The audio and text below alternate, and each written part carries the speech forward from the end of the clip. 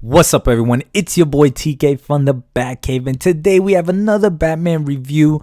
I do want to do this one differently just because I think I dig this kind of style, but I'm not too sure. I haven't explored it to full potential. So this is gonna be my first video. Hopefully I can edit correctly and make it happen for you guys. But yeah, so we got Batman issue 105, written by James Tynion IV. James Tynion IV has been on the Batman run for quite some time after Tom King, left. And yeah, we got the Joker War, which was okay, which was decent, and then we get into the whole Ghostmaker story arc.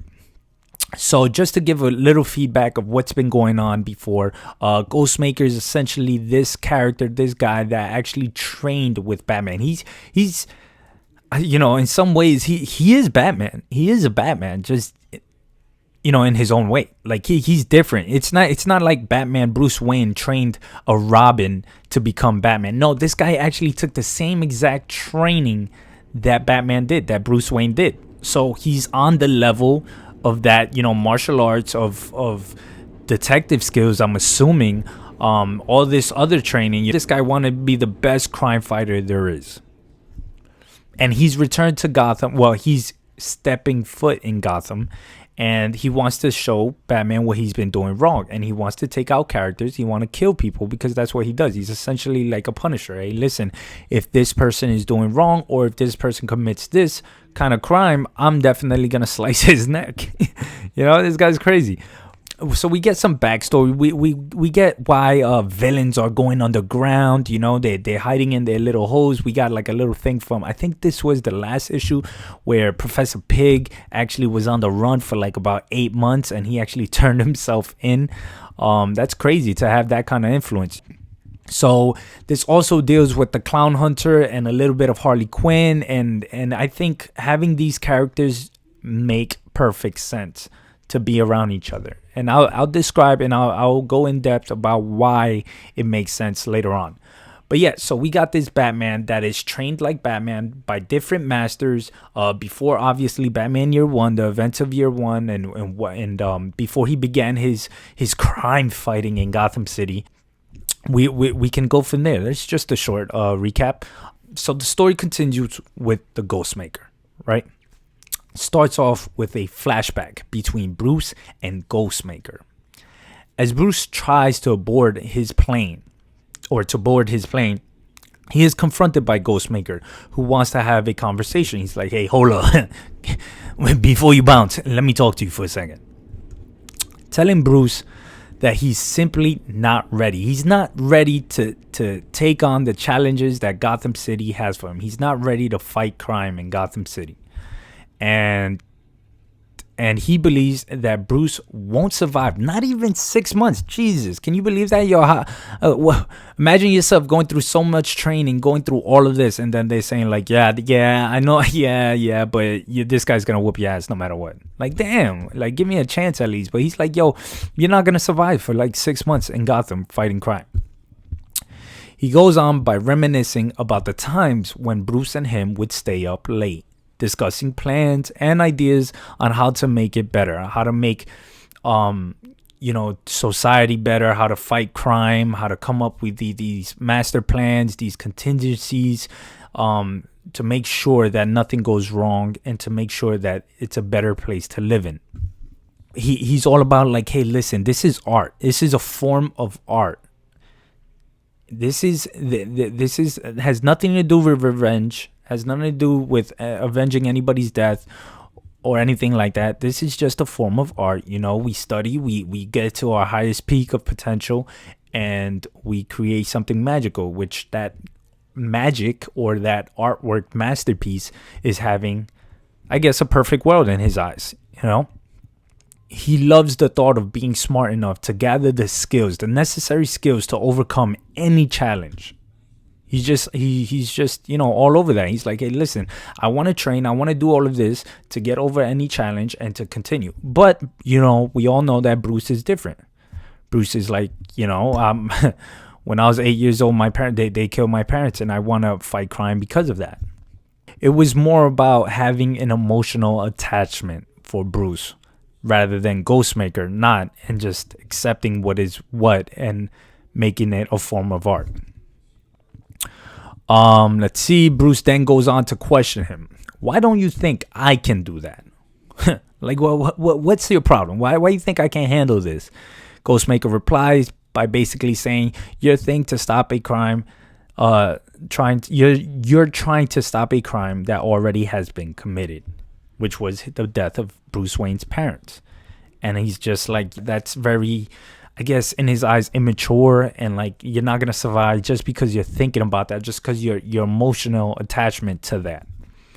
So Ghostmaker continues to paint somewhat of a picture for Bruce and what is possible if they were to work together. He's trying to tell him, like, listen, we could create this, we can do this in different cities, we can go here, we can clean up house here. And then Bruce just goes out and flat out says, nah, I don't want to be a part of that. And this is a nice little quote, and I think this is probably the best quote in this comic, and it was from Bruce, and he's like, you're sick. There's a part of you that's broken, and you're angry that it's not broken in me. Damn, your boy just hit him with that, and I was like, oh my God. Anyways, obviously this angers Ghostmaker to the point he sucker punches Bruce and tells him to take that back. He's like, take that back. You're not allowed to say my name. You're not allowed to see my face. You know, he's talking about acting like a child. That was, you know, very childish of him.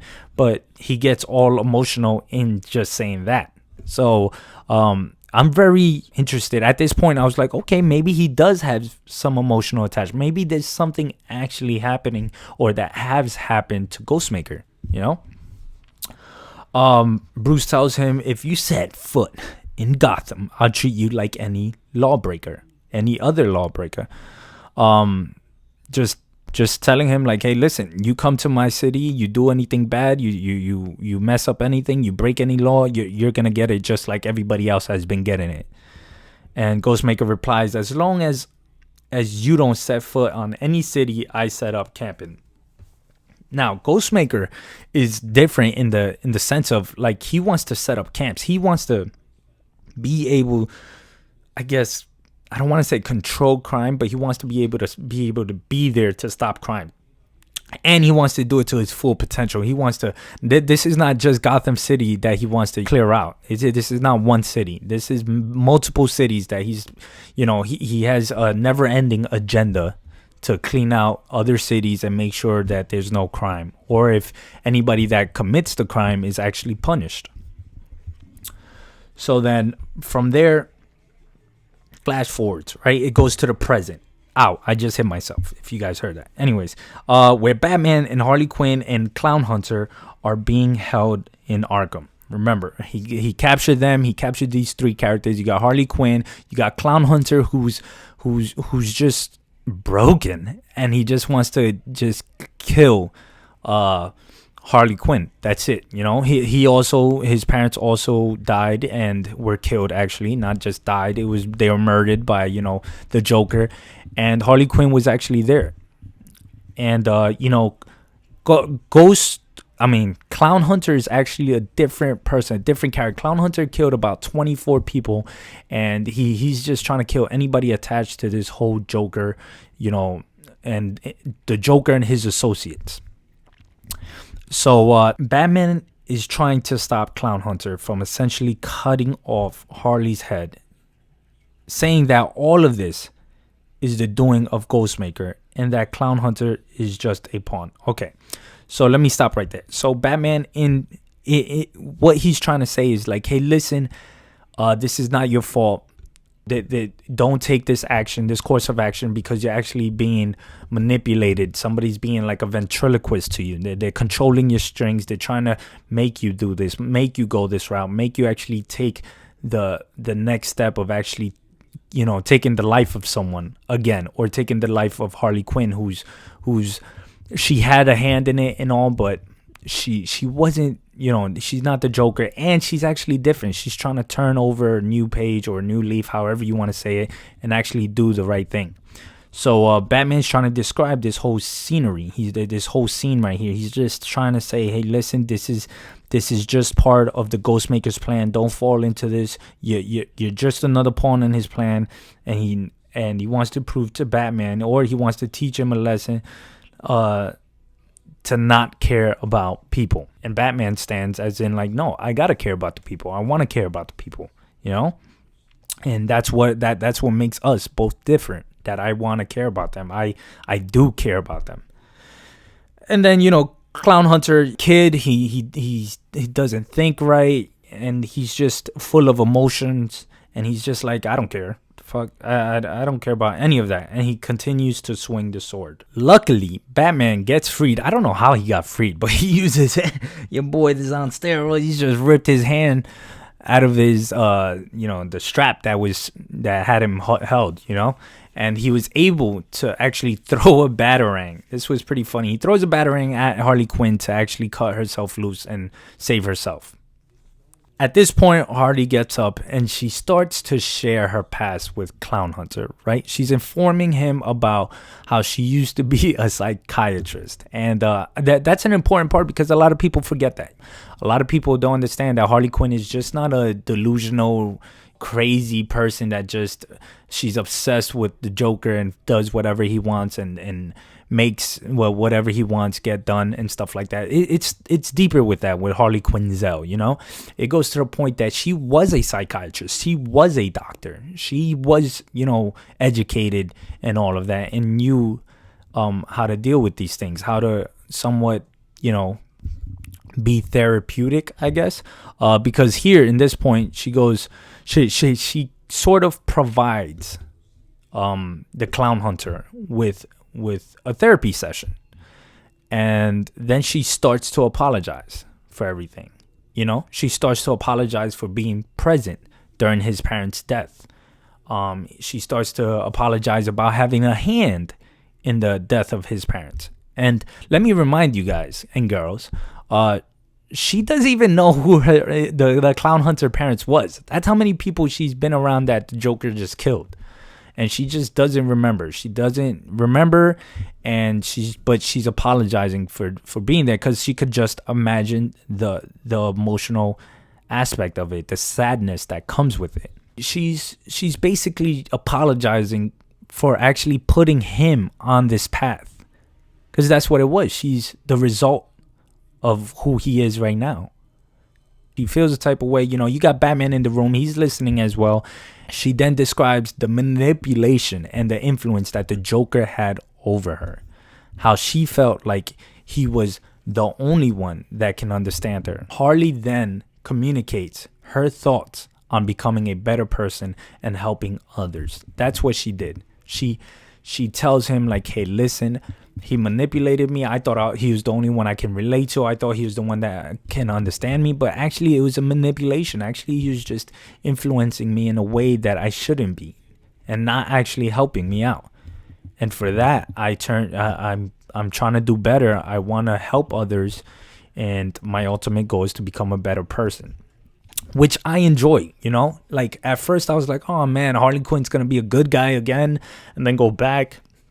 No, I think this is going to be permanent for at least, a long time, at least a few years. I'm hoping it is, because that's pretty awesome, like it's deep, like that connection that she can have with the Clown Hunter, and then, the Clown Hunter has with Batman, and then the connection with Batman and Harley Quinn. It's like, yo, it's a web or whatever you call it. I don't know the terminology for that, but it fits. It fits and it makes sense. So from there, she tells Batman, hey, Batman, listen, stand back. Stand back, let the boy decide. Let the boy decide if I should live. That's what Harley Quinn said. Clown Hunter then swings the knife. He's like, I'm going to swing. He grabs the knife, he swings, but he ends up stabbing the table that's right next to her. And he storms out, he's pissed. Which was, like, if you really think about it, it's not an easy thing. And I'm trying to, I always try to put myself in those shoes, and like, it's just like, she's practically one of the murderers to his parents, or you get me, like she was there, she was part of it, she was pushing it to happen, and him to fight all of that urge and all of that, and just stab the table when he could have stabbed her and killed her with no hesitation, and he stopped and he walked out. Okay, let's continue. The weird part is that out of nowhere, Ghostmaker appears, right? He appears in the same room that they're all in. It's like there was a secret entrance there. And he's there. He's saying that he can catch the boy if he wanted to. And Batman's response is like, yo, I know. Duh. You can. He's just a boy with no experience, no fighting, nothing, no martial arts. Just a bat. He's just a boy with a bat. And Batman tells Ghostmaker that there wasn't a point to be made. He just genuinely cares about the boy.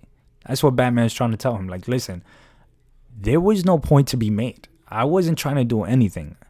I just genuinely care about the boy, about Clown Hunter.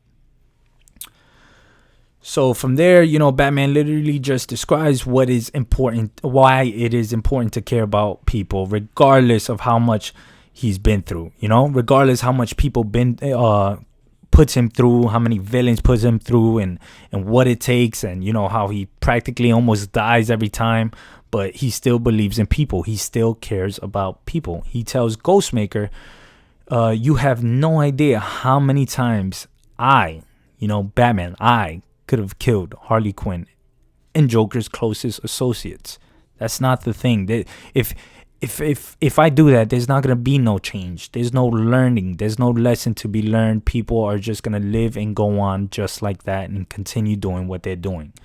Again, just to go back to the Harley Quinn, we actually, that's why she ties into all of this. She's actually there, and she's a prime example. She's a prime example.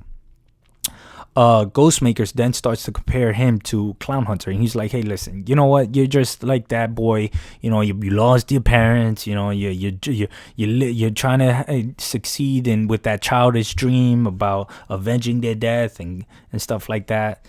And from there, Batman continues to inform him more and to try to tell him, like, hey, listen, it's not like that, it's more than that, it's beyond that. I'm a grown-ass man now. I know what I need to do. I just learned lessons throughout the years. Yes, I do have that in my conscience. Yes, it was like that, but I've grown up and I understand what kind of change needs to be done, And so, out of nowhere, eruptedly, the fight stops. The Batman and Ghostmaker fight for like a good 2 panels, I guess, and with the swords, it felt like the Ra's al Ghul times, when they're fighting with the swords. But it stops out of nowhere, and they start to like chill, and you know what, Ghostmaker's like, you know what, I'm gonna bounce. Batman's like, I don't want to fight no more. And he's like, you know what? I guess I don't want to fight either. I'll leave tomorrow morning from Gotham. That's how quick it stopped. I was like, wait, what? That's the only thing that got to me. But I mean, I wish there was more fighting and more talking about the lesson, about the lesson being taught here, about what's being made, what's the reason for all of this. But I guess short and quick to the I don't know, the answer or whatever. I guess it makes sense, and it did feel a little rushed, but whatever. I can manage. So yeah, they stop fighting. Somehow they become best friends again. And, this is a character that was in Batman's life from the beginning, from his training days. This is remember in the couple of issues before or last issue, Richard Grayson knows him. Nightwing knows him. Seen him once and was actually a little jealous because Nightwing always thought he was the first Robin, but is he though? I mean, I wouldn't compare this guy as a Robin. You get me? I would compare this guy as, I don't know, like an equal in everything, because this guy has everything that Bruce Wayne has. He has like money, power, technology, all of that. So then they cool things down. Ghostmaker's like, I'll go back to the old arrangements and not step back in your city. Batman's like, wait, listen, don't go. I can use you. But before that, they were talking about a car. Batman's he's building a car, and that's pretty cool. So I can't wait to see Batman's new Batmobile and see what he's gonna do. His broke ass. I mean, his cool, legit, awesomeness is building a car. I want to see what's gonna go on with that. But yeah, Batman actually says, yo, you're welcome in Gotham City. You know what? Actually, I can use all the help I can have. I can.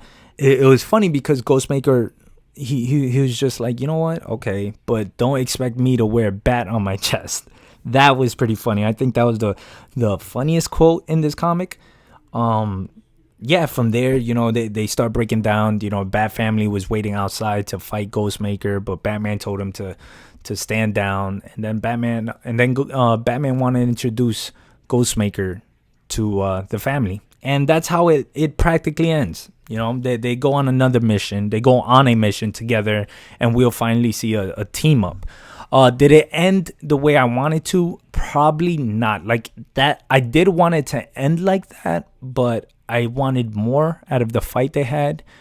But it's okay. It's okay. Can't have everything in life, right? Let me see. What do you guys think? What do you guys think? Let me know in the comments below. I didn't know that I was talking for this long. I dive into this comic book and I just try to dissect everything I can. But let me know what you guys think. Let me know what you guys think about the Clown Hunter, about this story arc, about Ghostmaker. What is it that you like? What is it that you dislike? It does say that Clown Hunter's story will continue, or Ghostmaker's story, I forgot what it was, that it will continue in Batman Annual that will return in March. So March, that would be after the whole future state that DC is gonna have, during that time. So I hope you guys enjoyed this video. It's kind of long. I don't know. Let me know if I spoke for too long. But yeah, for more Batman content, just don't forget to subscribe, hit that notification button before you bounce. And if you enjoyed this video, hit that thumbs up if you can. And I'll see you guys next time. Thank you.